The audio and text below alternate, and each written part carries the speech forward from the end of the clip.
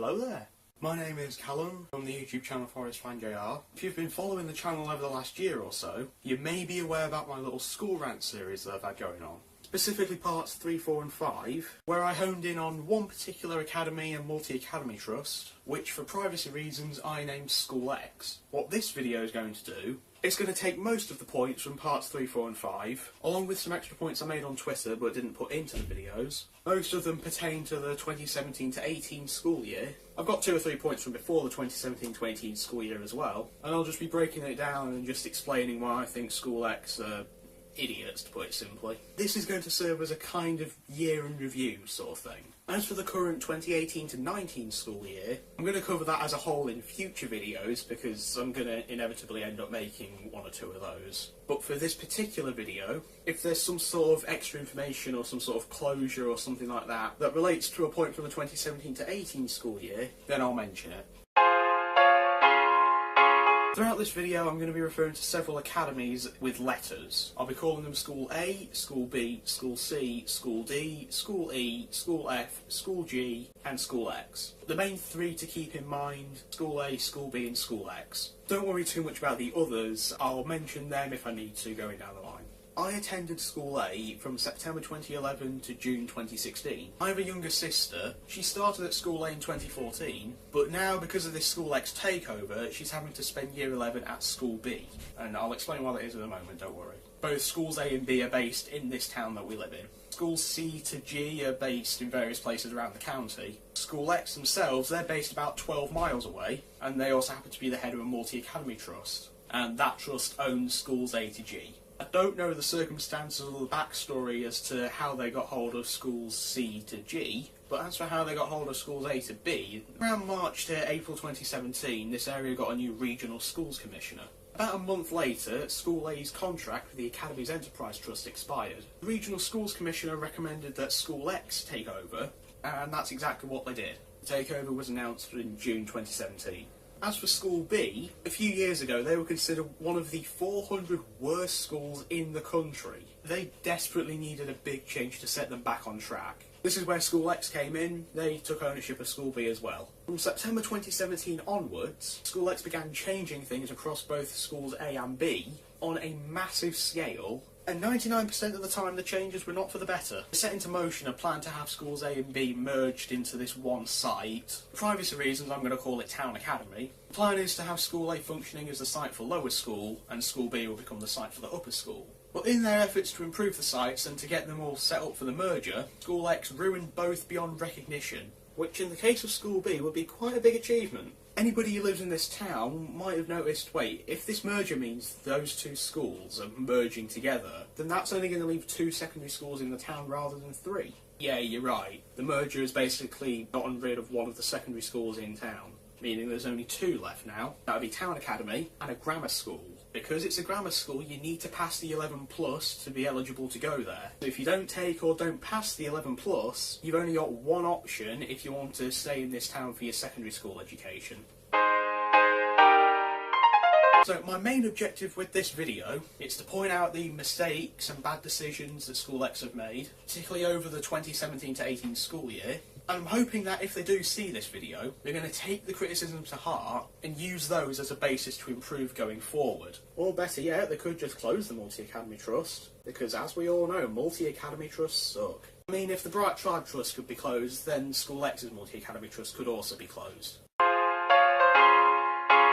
As for my sources of information, unless I state otherwise, all the sources of info for this video are my sister. Like I said, she attended School A, she's stuck at School B for Year 11, even though she never wanted to go there in her life. I've got no reason to doubt what she's told me. She'd gain absolutely nothing from making up any of the things that I'm going to discuss. If anything, she'd risk being put in isolation or even getting excluded. Of course, depending on how School X react to this video, if they even see this and identify who my sister is. So, with all that in mind, we've got a lot to go through. So let's just jump into it.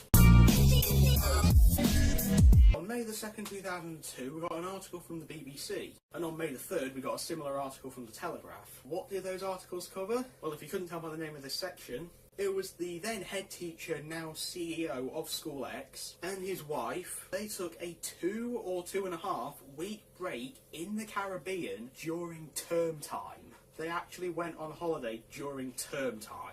If a parent takes their kid on holiday in term time, they get fined. And I can guarantee if it was a regular teacher who went on holiday in term time, he would have been sacked upon returning. The National Union of Teachers did criticise him for this, and I can't blame them.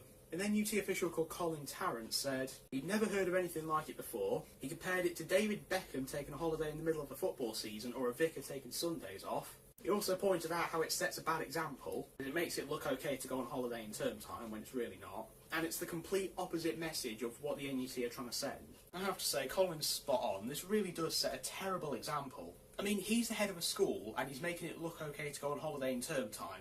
This is something schools have been actively fighting against for years. Cases like this definitely don't help.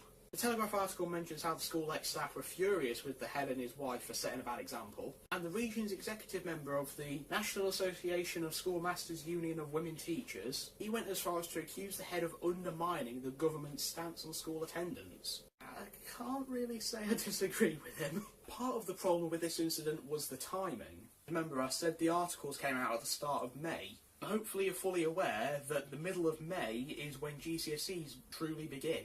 So he took his holiday just around the time GCSEs were starting to get really serious. At that time, he should have been at the school doing his job. Really shouldn't have been relaxing in the Caribbean at this time. Designated holiday dates exist for a reason, so use them. Now, the exact dates he was away for aren't given in either article, but we can use what's said in the articles to try and get some sort of a rough estimate. Because both articles agree the holiday was at least 2 weeks, I'll use that in my calculations. If you want to adjust it to include the 2.5 weeks figure, then you can do that yourselves. The BBC article was written on Thursday the 2nd of May 2002. It states he returned a week before. That would place his return around Thursday the 25th of April. But to me, it'd make a little bit more logical sense to return on a Monday rather than a Thursday, and the Monday for that week was the 22nd of April. So we'll put his estimated return between the 22nd and 25th of April. The break was 2 weeks, so if we work backwards, that would put his estimated leaving dates between the 8th and 11th of April. Okay, so what about the Easter half term? That would have been the closest holiday to this, so when was that? Well, term dates vary a bit from school to school, and I couldn't find the School X term dates for the 2001 to 2002 school year anywhere. But I could find Hartismere School's term dates, so I'm going to have to use those. I can't imagine the dates would have been too different, though. Hartismere's Easter holiday started on Friday, March the 22nd, and it ended on Tuesday, April the 9th. I'll have a little graphic on screen now to show this. If my calculations are correct, that means he started his 2-week holiday just as a designated 2-week holiday ended. I mean, he really could have taken his 2-week holiday during the 2-week Easter holiday. If he'd done that, nobody would have cared. Nobody would have criticised him for it. Because that would have been a perfectly normal thing to do. So how did School X's CEO respond? Well, he had quite a bit to say, but the general gist of it, he said his contract actually allowed him to take his holidays whenever he wanted. He also tried to refute the Telegraph's claim that the School X staff were angry with him. He said they weren't actually angry with him, but that they understood and accepted his position. He also said he worked through most of the school holiday period, so it was preferable to leave the school at a time when somebody else could run it. I don't know why he did things in that order. He could have easily taken his holiday during the Easter break and then done his work when he got back. If it was some important work that had to be done before the end of Easter, could have taken it with him and done it while on holiday. So instead of taking his 2-week holiday during the designated 2-week holiday and then doing his work when he got back, he worked through the 2-week holiday and then took a 2-week holiday after the designated 2-week holiday. And he left someone else to do his job for him. He also said in his view what he did is not a dereliction of duty, which for those who don't know just means the shameful failure to fulfil one's obligations. Mate, part of your job is being at school during term time, especially at crucial points like the start of GCSEs. How is a head teacher taking a 2-week holiday during term time near the start of GCSEs not a dereliction of duty? Taking a 2-week holiday after a designated 2-week holiday and leaving someone else to do your job for you is, in my view, failing to fulfil your obligation. Shame on you, CEO, shame on you. After looking through his response, the main thing I noticed was he didn't address one of the criticisms, which was him setting a bad example. As the head teacher, now CEO of a school, he of all people should be setting a really good example for the students. He should be making it clear you don't go on a holiday in term time, especially at a crucial point like the start of GCSEs. And also, you probably shouldn't take it right after a designated holiday time ends. So, with him taking a holiday in term time, and then finding parents who take their kids on holiday in term time, kind of makes him a little bit of a hypocrite. How can the head of a school be okay with fining parents who take their kid on holiday in term time, but he's alright with him himself going on a holiday in term time? So, for those who don't know what a planner is, it's basically this little book. It's given out at the start of the school year to all students, used to write in homework, keep track of attendance, provides information about the school itself, it provides useful information about some of the subjects. Nice little thing to have for a student. This one that I'm holding was the School A planners, the one I had when I was in year 10. And the School A planners weren't perfect, but they got the job done well enough. School X completely changed the planners in more ways than one. They changed the appearance to start with, so it doesn't look like one of these books. It now looks like Tom Riddle's diary. But believe me, there's so much more. So let's cover some of the numerous errors and the flawed logic in these planners. Firstly, it took them 2 weeks to get these planners handed out to everybody. Students are supposed to get the planners on the first day of the school year, but they didn't get the new School X planners until 2 weeks into the first term. And in the 2 weeks that were spent waiting for those planners, students had to write homework on either their hands, a scrap piece of paper, or a planner replacement sheet.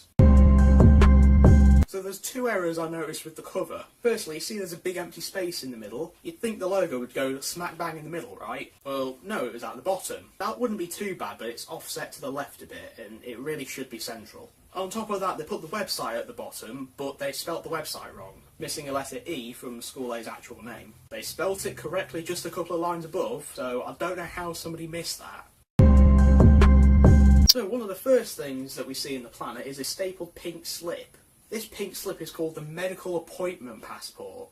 It's basically School X's version of an absence notes page. School A planner had these pages for absence notes where you fill in how long you're off for, why you were off, and then you get your parents to sign it. For some reason, School X didn't put those pages in the planner at all. Then in April, they brought out the medical passports and they had everyone staple them into the planner. The medical passport only has 4 big spaces. Only 4. School A planner had 5 spaces on 2 pages. Why has School X taken this step backwards by removing the page and then introducing this pink slip that has fewer spaces to fill in? To top it off, the medical passport is only for doctors to sign and date. It's not for when students are at home ill, it's only for when you've got a medical appointment. That means there's nothing in the planner whatsoever to cover when a student is at home ill and they don't need to see the doctor. These pages in the School A planners are written in such a way where you can apply both, so you can write in one of them at home ill from whenever to whenever, and then the next one below it you can write medical appointment on whatever day. And on the medical passport, the doctor doesn't need to write a brief description of what the appointment was for, they just need to put their signature and the date. Then we have the contents page, and the pages are wrongly numbered. For example, the drugs information page, that's listed as page 21, but it's actually page 19. Page 21 is the searching of students. But I think I know why the pages are wrongly numbered. You can see at the top of the contents, pages 4 and 5 are listed as Academy maps, but there are no maps in this planner. So either the maps were somehow accidentally missed out, or for whatever reason they were removed maybe last minute and they didn't get the contents page updated in time. The wrongly numbered pages kind of lead me to believe it's the latter. Then there's the term dates. Believe it or not, they actually printed those wrong the first time. Luckily somebody noticed and School X printed out stickers to put over the wrong dates. So good job to them for correcting the mistake, but it really shouldn't have happened in the first place, ideally. And if you want an example of how badly they messed it up, You can faintly see under the sticker it says the summer term began on April the 9th, but the sticker with the corrected dates points out that it's actually the 16th. So this segment says, students must stay in the playground or dining hall before the start of lessons during break and in the lunch period, unless their head of house has given them permission to be indoors. So basically, outside of lessons, you're not allowed indoors unless you're going into the canteen or dining hall. But you can ask your head of house for permission to be indoors. It's a little bit difficult to do that when you're not allowed indoors, but they spend most of their time indoors, so you can't really track them down to ask for permission to be indoors. Problem with not being allowed indoors at all, except for the canteen or dining hall, means it gets a little bit problematic when it's cold, or when it's raining, or when it's snowing. Obviously, the canteen isn't big enough to fit all the students in the whole school in it. Basically forcing the students to be outside the freezing cold. It's as though they want the students to get hypothermia or something. I'm sure they don't, but... So this segment, self-explanatory, just explains the stuff you shouldn't bring into school. It lists the obvious things to not bring in, like knives, matches, cigarettes, fireworks, etc. Yeah, if you want to ban those, fair enough, completely understandable. Some of the other things that are listed, hair gel. Yeah, they listed hair gel as a dangerous article or substance. How is hair gel dangerous? What harm does hair gel do? Bottles of liquid paper. Now, I had no idea what this was when I first read it, so I googled it. The main thing that came up was Tipp-Ex and correction fluids. I mean, they could have just put correction fluids, for example, Tipp-Ex, rather than bottles of liquid paper. At least that way everybody would have known what you meant. This is the only one where they've actually given a reasoning for being banned. It's forbidden by the exam boards, and it's a poison. School X, you do know correction fluids are only poisonous if you drink them, right? They're not poisonous to touch, otherwise they wouldn't be on the market. Smartwatches and fitness trackers. I don't know what harm a fitness tracker is going to do. I don't see how that would hinder education. The way I see it, if anything, banning them just discourages a healthy lifestyle. It also seems like only Apple Watches are classed as smartwatches. They don't even do a good job of enforcing that ban. The last thing is mobile phones. I'll come back to the mobile phones bit later on in the video. So this segment says that you should complete the planner on a daily basis. What on earth do you mean by complete the planner? Surely there was a better way of putting students must fill in their planner on a daily basis. Oh wait. This bit also says failure to enter homework can result in an academy detention. I'm sure what they meant by that was if you don't hand your homework in, you get detention. But because of how this is written and where this is written, it makes it look like if you don't put your homework in your planner, even if you do it and hand it in, you still get detention. Getting detention for not writing in or even doing extra pointless work is way too extreme. Hopefully that's not something that's ever been enforced. So the uniform is something I'll come back to as a whole later on in the video, but there's just one typo I wanted to point out on this page. However, only plain black coats, which can included reflective panels, are acceptable. Which can included? Do you mean which can include? Your grammar sucks, School X.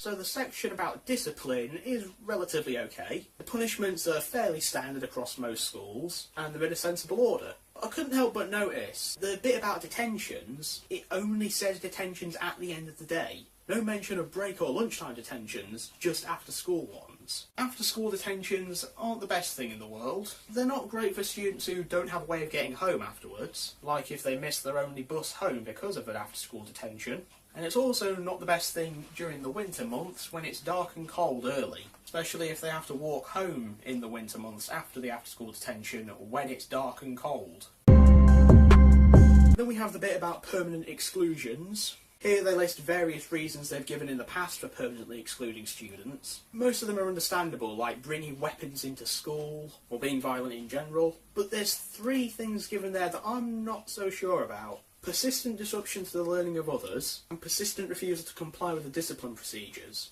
Permanent exclusion for that is definitely way too far. Temporary exclusion would be way too far. Even isolation would be pushing it. Just a detention or 2 would be enough for that. But the main one that I want to question, bringing the academy into serious disrepute. So what that is basically saying is, if you talk about the school in such a bad way that they are seriously disliked by the public, you could be kicked out for it. So if I was still a student there, these videos that I've made about School X could genuinely risk me being kicked out. And this is part of the reason why my sister isn't appearing in these videos. And it's also why I'm not naming her. And this is what I meant when I said in the intro she'd risk being kicked out. If School X figure out who she is, despite what she's told me being genuine criticisms and true stories, they could decide to kick her out.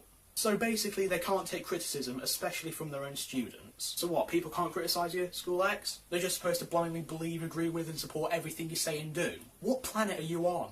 And there's this little bit about responsibilities of staff. It's mostly fine. It talks about situations where they may need to use physical force to restrain students. I'd understand restraining students who are fighting, fair enough, but it also says that they may use it on students who are refusing to leave a room. If the student who's refusing to leave starts to get violent, then I'd understand using physical force to restrain them and stop them from hurting anybody. But what if they're not being violent? What if they're just sat there basically saying, I'm not leaving. No, I'm not going. I'm just going to sit here. What if they're just sat there doing that, not endangering anybody? If you were to then physically move that student out the room, wouldn't that legally be borderline child abuse? I know it says you use the minimum force required in situations like this, and you apply it in a way that doesn't provoke an aggressive reaction, but physically moving a student who's not endangering anyone or who's not disrupting the learning, that's not minimum force. I'd say if that kind of scenario does happen, leave the student be. Then maybe at the end of the lesson try and talk to them. Or during the lesson after you've set everyone else off on work, try and talk to that student who's refusing to leave. And let's not forget some students may naturally get aggressive and try and defend themselves if they are physically moved. So there's a page for homework, but the bottom has two straight up lies. Students who regularly complete homework are more successful in exams. I know from personal experience that's not true at all. Completing homework does not make a student more successful in exams. If it did, I would have gotten A's and B's in my exams. What did I actually get? 3 C's and 4 D's. And anybody who was at school with me can vouch for me always doing my homework and always handing it in on time. Then it says homework is a very important part of the learning process. Homework is not important to learning at all. If anything, it's detrimental. It's detrimental to both the teachers and the students' mental and physical health. They're made to complete and mark this extra pointless work that counts for nothing. It stresses both the teachers and the students out more than they already are, and they're having to waste their time doing this homework instead of revising for exams, or hanging out with friends and family, or completing more important work, or sleeping. The negative effects of homework have been proven again and again by numerous studies. The negatives of homework far outweigh any of the benefits. That's if there are any benefits. Then there's this page, a homework timetable. School A also had the exact same page in their planners, but why is it there? What's it for? Neither School A or School X have explained how this page actually works. And because nobody knows how it's supposed to be used, it just ends up being used for doodling or making notes, so it's just completely ignored. So School X, if you're going to have this page, that's fine, but can you at least explain how it's used and what the purpose of it is? Here we have the page for students to track their own personal attendance. School A also have this page, and they went about it so much better. Firstly, with School A, filling that page in was optional. School X made it compulsory. Secondly, as you can see, they divided it into terms. School X did not do that. Instead of doing that, School X added in weeks when school's not even open. You see on the picture all those days that are crossed out with an X? Those are the days when school wasn't open. I counted 9 full weeks of school being closed on this personal attendance page. Why are those even there? That's just a waste of ink. Then there's one of the many calendars in the planner. This particular one features August 2017 and August, September and October 2018. I shouldn't need to point out that school wasn't open in either August 2017 or 2018, and you get a new planner in September with a new calendar anyway. So I don't think there's really that much point in having September and October there. Also, I've got to love how at the start of this calendar it says remember not to take holidays in term time. Somebody please remind the CEO of that rule. Then we get to the main bulk of the planner, that being the pages for actually writing your homework in. Believe it or not, this page has the same problem as the attendance one. It features weeks when school's not open. 10 weeks this time. That's not counting when it's open for just part of the week. The rest of this bit of the planner's fine. But again, why have they featured weeks when school's not even open? It's just wasting paper and ink. These pages are supposed to be for writing in homework you get on the day. you're obviously not going to get homework on days when school's not open. I will give credit where it's due though. Kudos to School X for actually putting lines to write on. School A did not have that, they just had plain boxes. So as for the errors, like the typos and the term dates being wrong, who was blamed for it? Well, in a letter School X sent home regarding the issues with the planners, they pinned all of the blame on the printing company. School X, you can't pin all the blame on the printing company. You need to accept that you were to blame for at least some of the errors, like the incorrect term dates, for example. Can't imagine the printing company would know what the term dates were going to be, and when School X sent over the stuff they wanted printing, the people at the printing company probably would have thought, they would have checked this before sending it our way. It's correct, put it in. Given that the calendars include weeks when school's not even open, they don't have too much else to base it off. And on top of that, after the printing company sent all the planners off to School X so they could get them handed out to the students, you would have thought somebody from School X would have had a quick look through the planner to see if they could spot any mistakes. If they did do that, they clearly didn't do the job very well. Same letter where they pinned the blame on the printing company also said they'd bring out new planners with all the issues corrected. They never did that. There really is more I could say about the planners, but because this video is long enough as it is, I'm going to leave it there. I will add the 2018 to 19 planners were a bit of an improvement. They corrected the typos. From what we can tell, there aren't any sort of issues with like the term dates or anything like that, but they still feature a lot of pointless pages and poorly worded sections, so I can't give them full credit. So in the planner it states the uniform rules, or academy dress policy as it's officially called. Criticism here that probably should belong in the planner section. Despite the uniform being exactly the same across the whole school, School X apparently felt the need to divide it into 4 sections based on year group and gender. School A definitely handled it better by having just 1 paragraph rather than 4. But of course they changed what the uniform was with School A quite a bit. They banned skirts and tights, and that was something most of the girls weren't exactly happy about. Now, you could suggest, well, maybe it's because it's not really fair the girls are allowed skirts or trousers while the boys are only allowed trousers. So that I'd say, why not let the boys wear shorts if they want? Hell, why not let the boys wear skirts if they want to do that? Now, there's a little bit of backstory to the banning of skirts with School X. They originally did this at their own site in October 2011. They did it without discussing it with the parents or students beforehand, and they cited health and safety reasons as their reasoning for doing this, as well as not wanting to be having to chase students all the time about the uniform. The chair of the Health and Safety Executive at the time, Judith Hackett, said, "It's one of the worst examples of health and safety being used in completely the wrong context. There is nothing in health and safety legislation that allows schools to ban hemlines that aren't to a school's liking."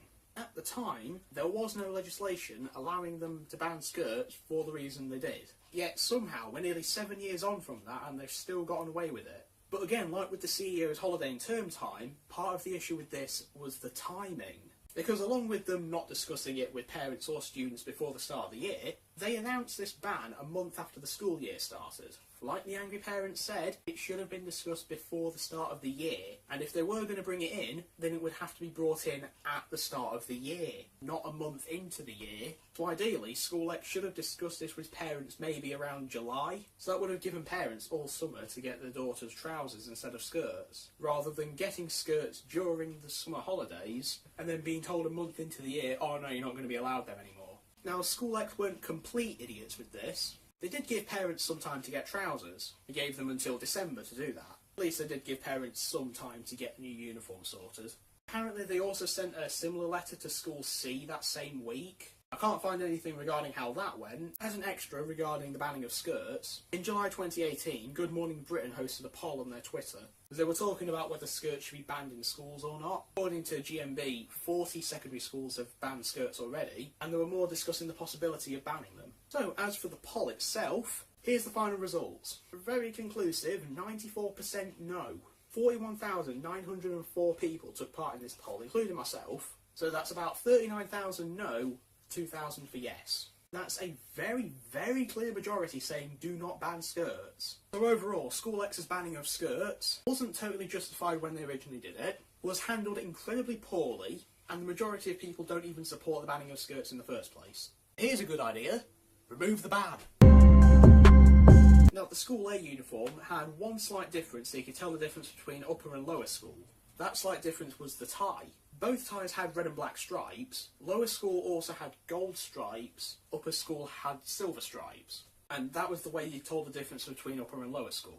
Now, School X have a similar system with tie colours differentiating upper and lower. Lower school have green ties, upper school have blue. If they'd just done that, that would have been fine. But they went the extra mile and also changed the blazers so that you could use those to differentiate year groups as well. And if they just had like a blue or green like rim on the lapel of the blazer or something like that, I guess that would have been alright. How do they go about this instead? By changing the size and position of the badge. On the lower school blazer, the badge is here. It's big, it's on the pocket of the blazer. That's where it was with School A. With upper school, it's a small circle here on the lapel of the blazer. Why did you feel the need to change it that drastically? Were you just struggling to decide which you prefer, so you thought, I don't know, let's try both? Didn't need to use the different position and size logo to differentiate upper and lower school, because you've already got the ties doing that. The uniform page in the planner states both white and black socks are allowed. However, students wearing white socks got in trouble for it. As for hair bobbles, the girls were fine to have them in their hair, but they weren't allowed to keep them on their wrist. Because apparently if you wear hair bobbles on your wrist, those are classed as bracelets, apparently. Obviously they're not bracelets, but if you're caught with hair bobbles on your wrist, the bobble would be confiscated. They're incredibly picky about trouser length. They can't be too skinny. They can't be short enough to allow socks to be seen. They have a similar thing with shoe heels specifically for the girls, not for the boys. The heels on their shoes must be a maximum height of 6 centimetres from the back. In order to enforce that, they'd have to go around measuring everybody's shoes and trousers with a ruler. And why do they even care? When it comes to makeup, only the year 11s are allowed makeup, but it has to be discreet. That's just not fair. Either the whole school should be allowed it, or none of them should be allowed it. Not one specific year group. In January, they introduced this short-lived rule where, for a brief amount of time, they didn't allow students to wear coats at all, even though it was raining at the time. Thankfully, like I said, that was short-lived. So, what happens to the students who don't wear the correct uniform? Well, they're either let off with a warning, fair enough, or they're sent to isolation. Isolation, you know, the room that's supposed to be safe for the violent or continually disruptive students. Yeah, supposed to be for those sorts of students, not for those who wear trousers that are 1 centimetre too short.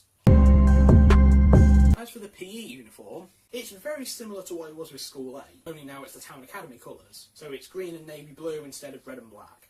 But here's one of the dumbest things I've ever heard in my life. If you couldn't take part in PE, regardless of the reason, it'd still be made to get changed into PE kit, even though you're just going to stand on the side and watch. This was supposedly to prevent your uniform from getting dirty and to look smart if inspectors were walking around. A good example of this happening would be a Year 10 girl back in October. She was on crutches and couldn't bend her leg at the time. But even like that, they still made her get changed into a PE uniform, just to stay by the side and watch. Why have you even bothered with that rule? They also changed the PE uniform specifically for the girls. So if they were to wear leggings, they also had to wear their PE socks and their shorts on top of them. Why? Why is that a thing? School A had about 5 or 6 non-uniform days a year.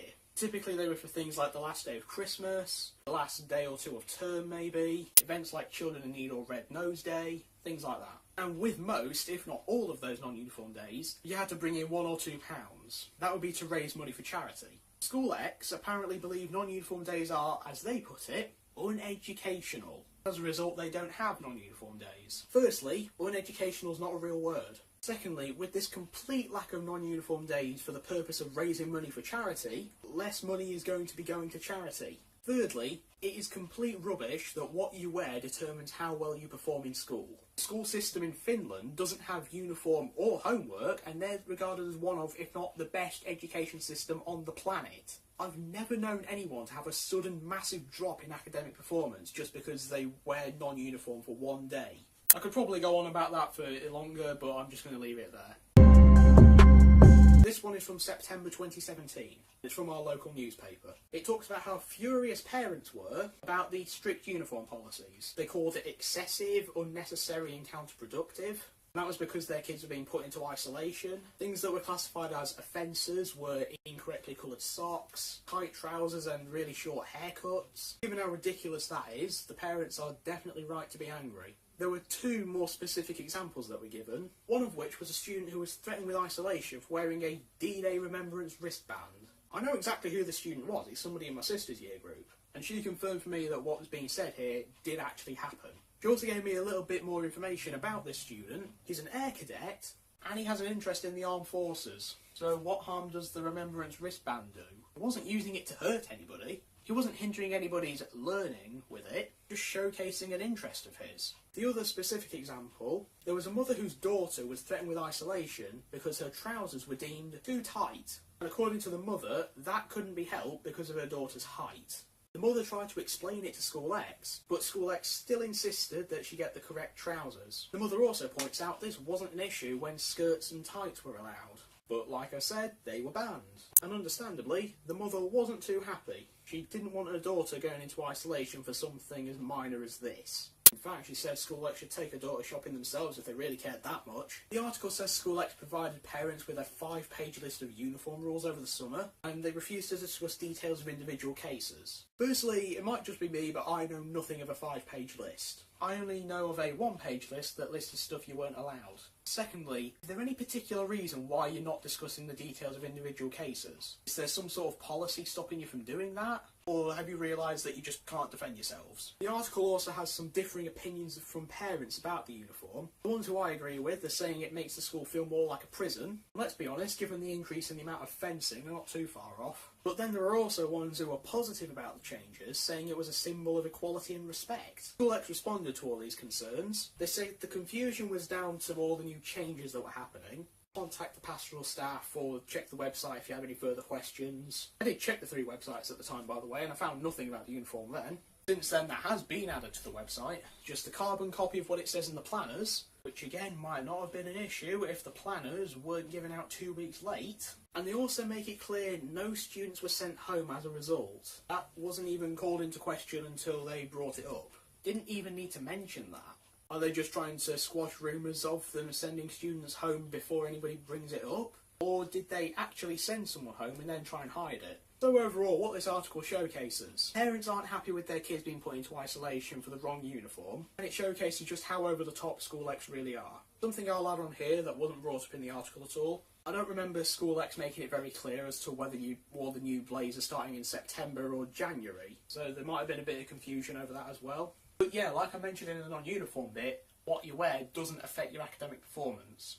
I also couldn't help but notice while looking over all my notes that a lot of these uniform rules applied more to the girls than the boys. Banning skirts and tights, banning hair bobbles being worn on the wrist, changing the leg wear rules for PE specifically for the girls, the discreet makeup thing, that 6 centimetres on the shoe heel thing. There's just way more rules here that apply to the girls than boys. Whether it's intentional or not, I'm seeing this as borderline sexism.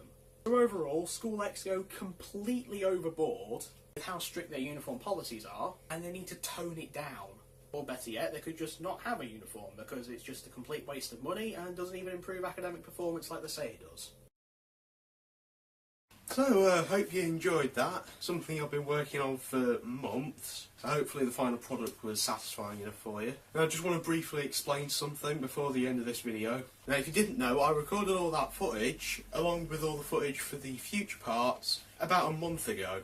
Yeah, it has taken me a while to actually get this released. Main reason for that, college has started up again. And if you follow me on Twitter, you know I've been complaining quite a bit recently about how long it's taken me to get this done. That's because even after cutting everything down, there was a total of 2 hours 23 minutes worth of footage. I realised I don't really want to upload a video that long, so I decided, okay, when I go back through this with the extra editing stuff, I'll find all the points that are either small enough that they don't matter quite as much as the others, or the points that I feel like I explained kind of poorly. I'll put those into an extras video, and then hopefully that'll crop down the main video enough. But even after doing that, I don't think it has cropped it down enough. So the best idea I had then was, okay, let's just split this into 3 or 4 parts instead. So that's why this is part 1 rather than one big video. And I only came up with the idea to split it into several parts about a week and a half ago. And like I said, I recorded everything a month ago, so at the time I recorded everything with the intention of it being one big video, so keep that in mind going forward. Now, I can't give any precise date, or even an estimate date, for when the next part's going to come out. Hopefully you won't have to wait for much longer for that. But when all the 3 or 4 main parts, when they're all done, after that I'll release the extras video with the extra smaller points or badly articulated points. There'll also be a bloopers video with all the fail attempts at speaking English properly. And then I think what I'll also do is I'll put all the 3 or 4 main parts together into the one big video like I originally planned, and I'll put that on Walter Plinge. So yeah, there's lots of School X themed stuff coming your way, guys, and I just hope you enjoy it. So with that all being said, thanks for watching this part, and goodbye.